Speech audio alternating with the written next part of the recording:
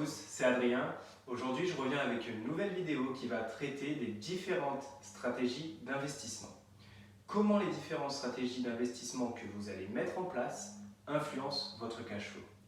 Petit rappel, le cash flow, ce sont les revenus locatifs hors charge, moins les dépenses d'exploitation, moins le remboursement des dettes.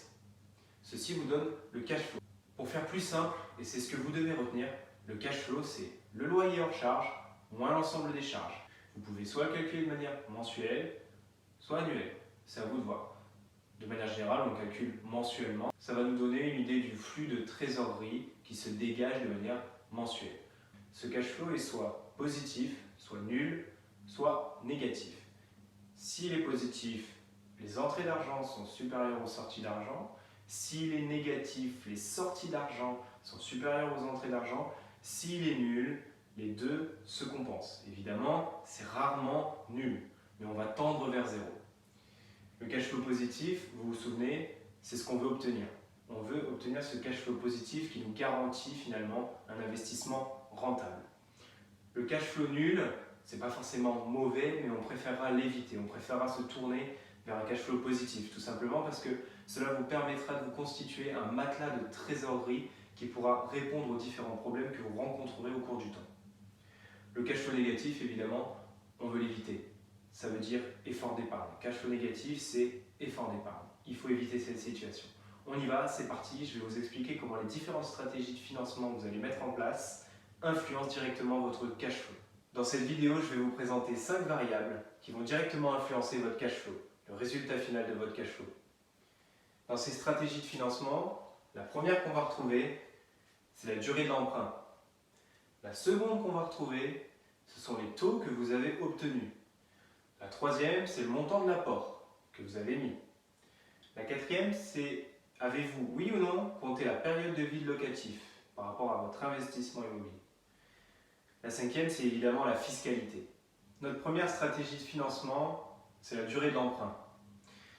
La durée de l'emprunt, elle influence directement votre cash flow.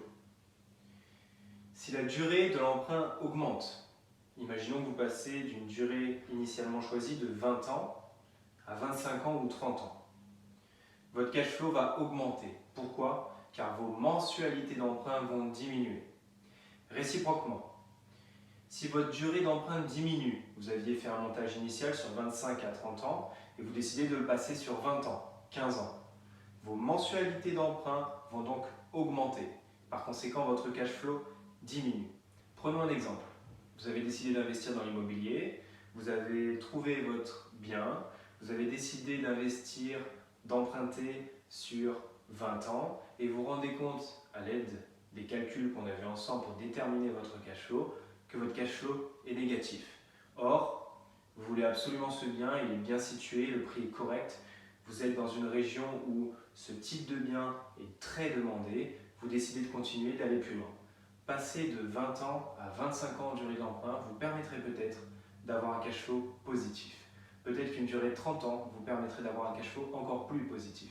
Si vous voulez que je vous fasse des exemples concrets avec des chiffres, dites-le moi, postez-le en commentaire. Je m'occupe de ça, je vous refais une vidéo avec différents exemples, vous montrant comment la durée de l'emprunt influence directement votre cash flow.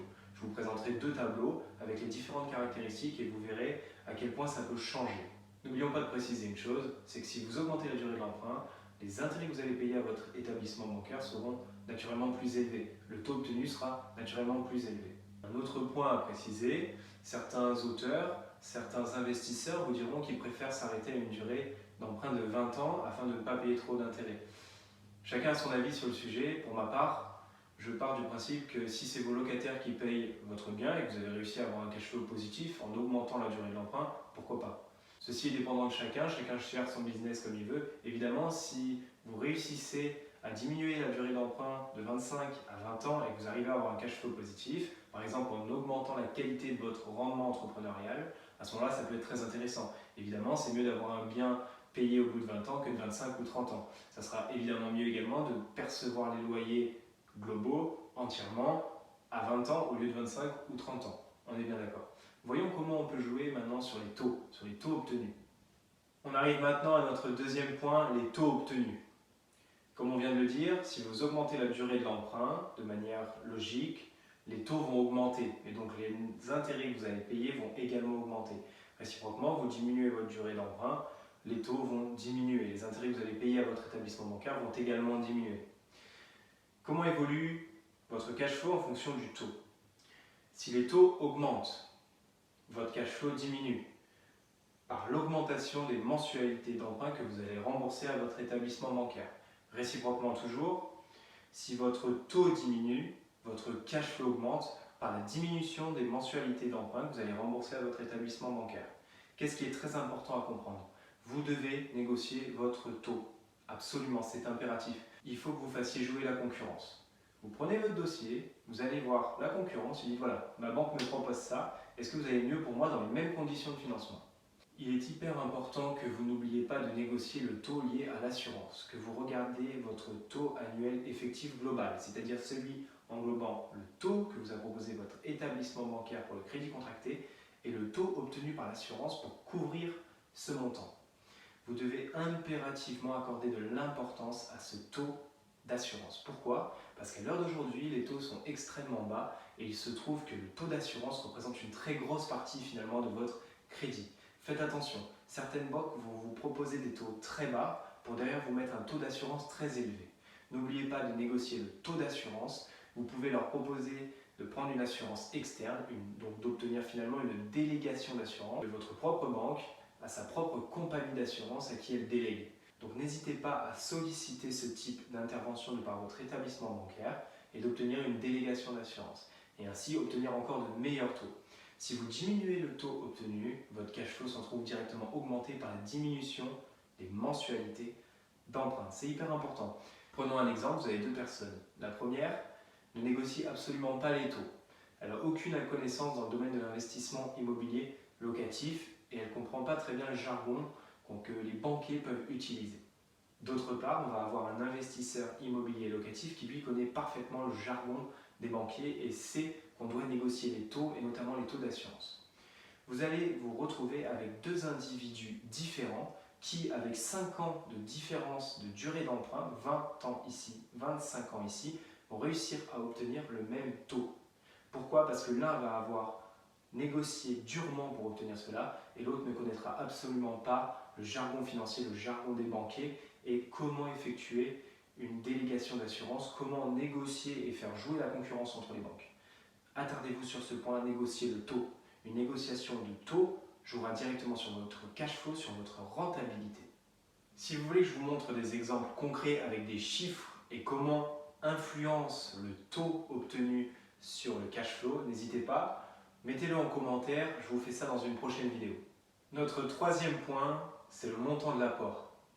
Ce que vous devez comprendre, c'est que pour un même investissement, si vous augmentez la quantité d'apport, votre cash flow va nécessairement augmenter. Pourquoi? Parce que vous allez diminuer vos mensualités d'emprunt et vous allez diminuer le taux obtenu auprès de votre établissement bancaire. En revanche, ce n'est pas la stratégie d'un investisseur immobilier locatif.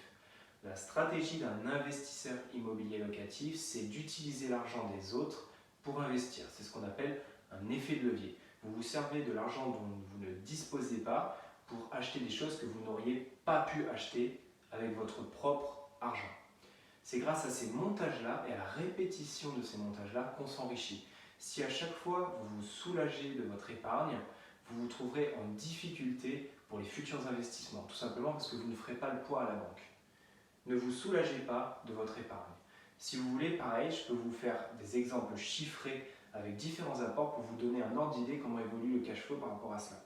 Cependant, une petite parenthèse sur tout ce qu'on vient de dire au sujet de l'apport. Si vous avez jugé que l'investissement est de qualité, que la rentabilité par rapport à la région concernée est de qualité, que vous n'aurez pas mieux, c'est-à-dire même en combinant le rendement entrepreneurial, donc c'est-à-dire toute la réalisation des travaux, des rénovations après avoir négocié durement le prix, vous n'arrivez pas à avoir mieux. Vous avez fait le tour, vous avez regardé par la méthode des comparables, une vidéo sera faite aussi à ce sujet, que le prix est tout à fait correct, voire dans une marge basse après négociation, alors allez-y, foncez. C'est sûrement un investissement de qualité.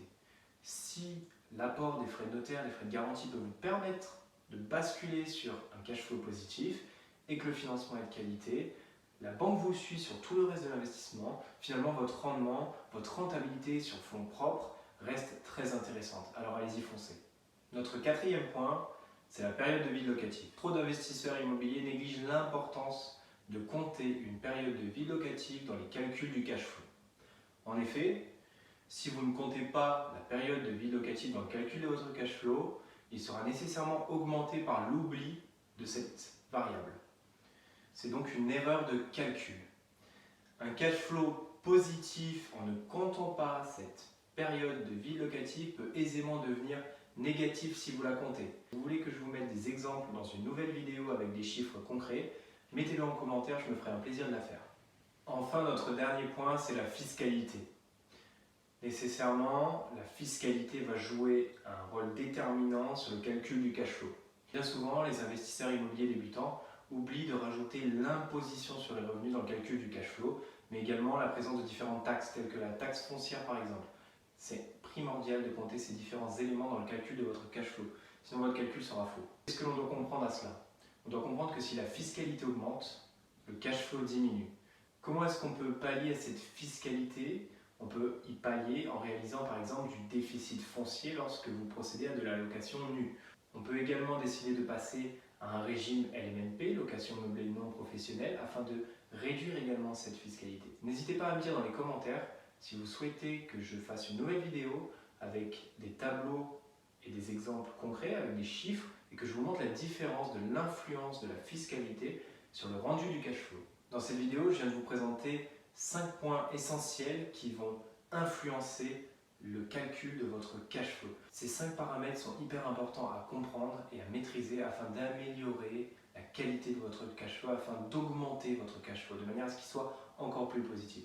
C'est primordial de comprendre ces notions et en jouant sur ces notions, vous allez réussir à améliorer la qualité de votre investissement, à améliorer la rentabilité de votre investissement. Si vous avez apprécié cette vidéo et que vous avez envie que je fasse une nouvelle vidéo avec des exemples concrets, avec des chiffres sur ces 5 variables, mettez-le en commentaire, je me ferai un plaisir de le faire. N'hésitez pas à la liker et abonnez-vous, vous serez au courant des prochaines vidéos. J'espère que cette vidéo vous a apporté un maximum d'informations pour vous, futurs investisseurs immobiliers locatifs. A bientôt, avec plaisir.